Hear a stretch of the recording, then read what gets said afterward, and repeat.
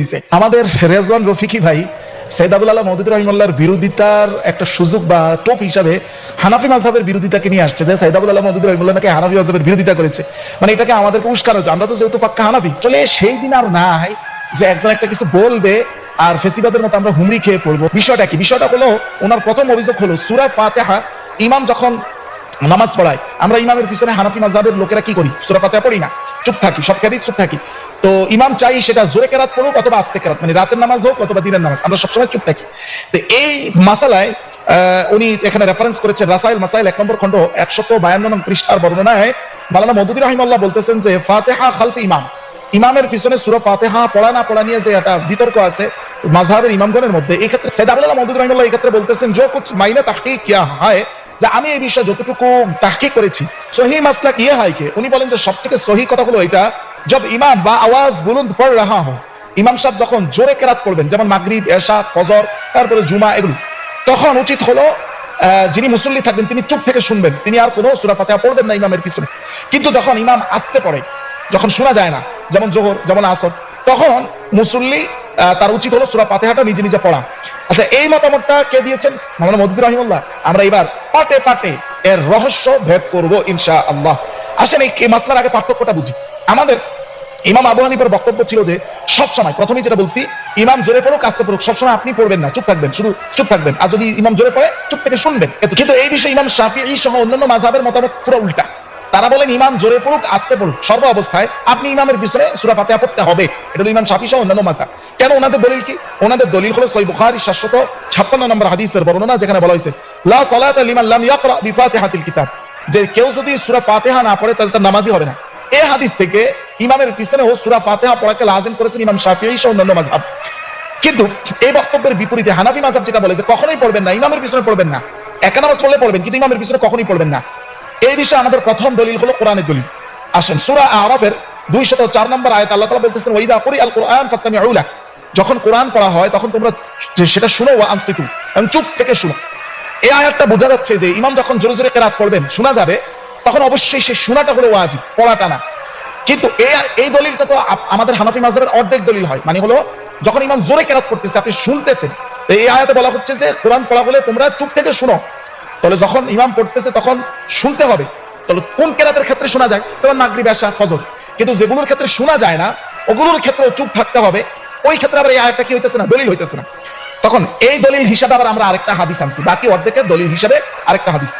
হাদিসটা হলো মান কানা লাহু ইমামুন ফাকিরাতুল ইমাম লাহু কিরাআহ, যেই ব্যক্তি ইমামের পিছনে নামাজ পড়তেছে, ইমামের কেরাতটাই তার কেরাত, মানে ইমামের কেরাত পড়াটাই মুসল্লির কেরাত হিসাবে গ্রহণযোগ্য হবে। এটা হলো হাদিস।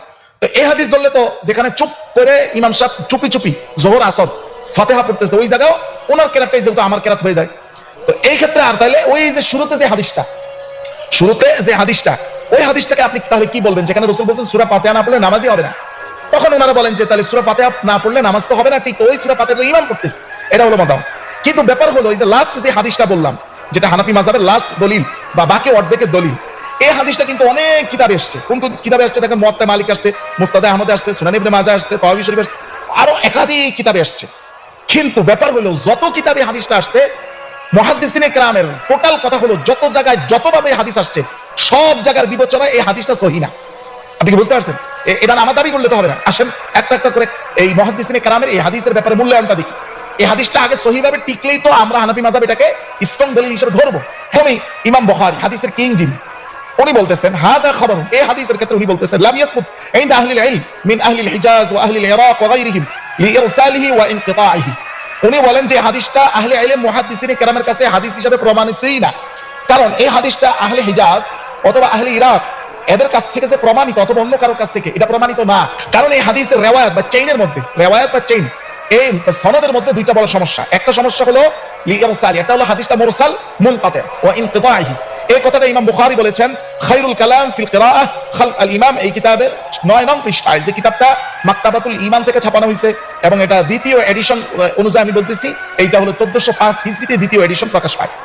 আসেন এরপরে আরেকজন ইমাম আল মাজদ ইবনে তাইমিয়া। আচ্ছা, মাজদ ইবনে তাইমিয়া হলো ইমাম ইবনে তাইমিয়া, ওনার দাদা অনেক বড় আলেম ছিলেন। উনি ওনার কিতাব মুনতাকা আল আখবার এর 7 নং পৃষ্ঠায় হাদিসের কথা এইভাবে বলতেছেন যে ওয়াকাদ রুইয়া মুসনাদান মিন তুরুকিন এই হাদিসটা একাধিক রোডম্যাপ ব্যবহার করে একাধিক সনদে আসছে, কিন্তু সবগুলো সনদ মানে কুল্লুহা একবারে সব সনদ দায়ীফ, মানে দুর্বল, মানে গ্রহণযোগ্য না।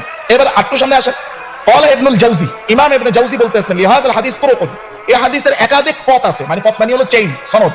কিন্তু যেমন কার কাছ থেকে আছে, আন জাবির, হাদিসটা হযরত জাবির থেকে বর্ণিত, আলী থেকে বর্ণিত, ইবনে ওমর থেকে বর্ণিত রাদিয়াল্লাহু আনহুম আজমাইন, ইবনে আব্বাস থেকে বর্ণিত রাদিয়াল্লাহু আনহুমা, ইমরান বিন হুসাইন থেকে বর্ণিত, এতগুলো সাহাবী থেকে বর্ণিত। কিন্তু সমস্যা হলো লাইসা ফিহা মা ইয়াতবুত, কিন্তু একটা রিওয়ায়াতের মধ্যে এতটুকু গ্রহণযোগ্যতা নাই যে এটাকে প্রমাণ করে যে এই রিওয়ায়াতটা সহিহ, মানে সবগুলো রিওয়ায়াত থেকে এটা দায়ীফ, এটাই প্রমাণিত 100% হয় না যে এটা এই সাহাবীরা বর্ণনা আসলে করেছেন।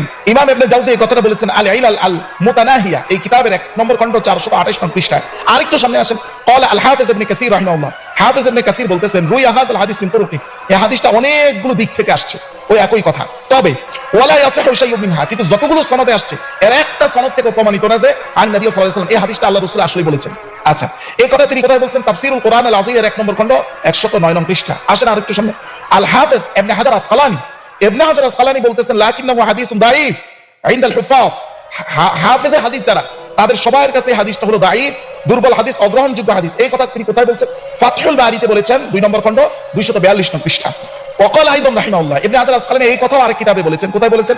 ওনার তালখিসে বলেছেন 1 নম্বর খণ্ড 232 নং পৃষ্ঠা। উনি বলেন এই যে মান কানা লাহু ইমামুন ফাকিরাতুল ইমাম লাহু কিরাআহ, এই হাদিসটা মাশহুরুন মিন হাদিস জাবির রাদিয়াল্লাহু আনহু, এটা জাবির রাদিয়াল্লাহু আনহুর হাদিস হিসেবে প্রসিদ্ধ। ওয়ালাহু তুরুকুন মিন জামাআহ মিনাস সাহাবা রাদিয়াল্লাহু আনহুম, অসংখ্য সাহাবী থেকে অনেক সনদ এটা আসছে, কিন্তু সবগুলো কুল্লুহা মালুলা, কিন্তু প্রত্যেকটা সনদ ইল্লাতযুক্ত, ত্রুটিযুক্ত। এটা প্রমাণ করে না যে এই সাহাবীরা 100% প্রমাণিত হয় না যে এই সাহাবীরা এই হাদিসটা আসলে বলেছে বা রাসূলুল্লাহ থেকে এই হাদিসটা এসেছে, মানে সনদগুলো সব ত্রুটিযুক্ত। এবার দেখেন ইমাম নববী কি বলেন, ক্বালা আন-নাওয়াবী রাহিমাহুল্লাহ, ইমাম নববী বলেন এই হাদিসটা দাঈফ, দুর্বল। ইনি এই কথা বলেছেন আল খুলাসা, এই কিতাবের 1 নম্বর খণ্ড 377 নং পৃষ্ঠা। সব থেকে চোখ কপালে ওঠার মতো কথা বলেছেন ইমাম বাইহাকী।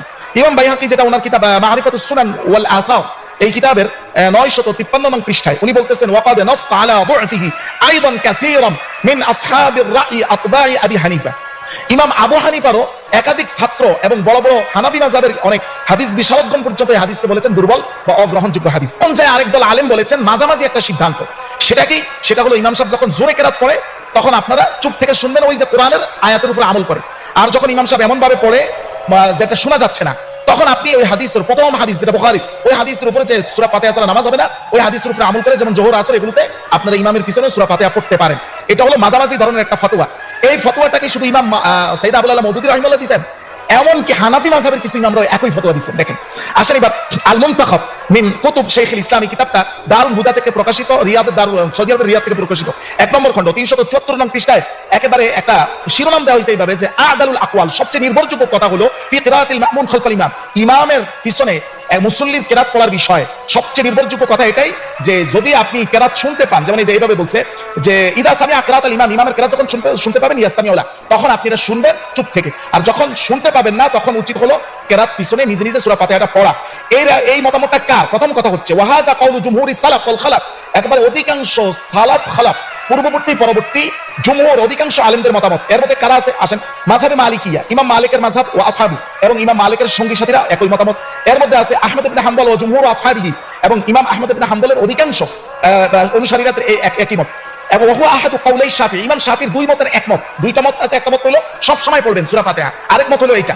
এবং এই যে দ্বিতীয় মতটা ইমাম শাফিঈ, এই মতটা ইখতারাহু তাইফাতুন মিন মুহাক্কিকি আসহাবিহি, ইমাম শাফির সবচেয়ে নির্ভরযোগ্য যারা অনুসারী তারা এই মতকে গ্রহণ করেছেন। এমনকি হানাফি মাযহাবের একাধিক ইমাম পর্যন্ত এই মতকে গ্রহণ করেছেন। এর মধ্যে কারা আছে? হানাফি মাযহাবের পরবর্তী ইমাম যারা আর কি, ইমাম আবু হানিফার শাগরেদ।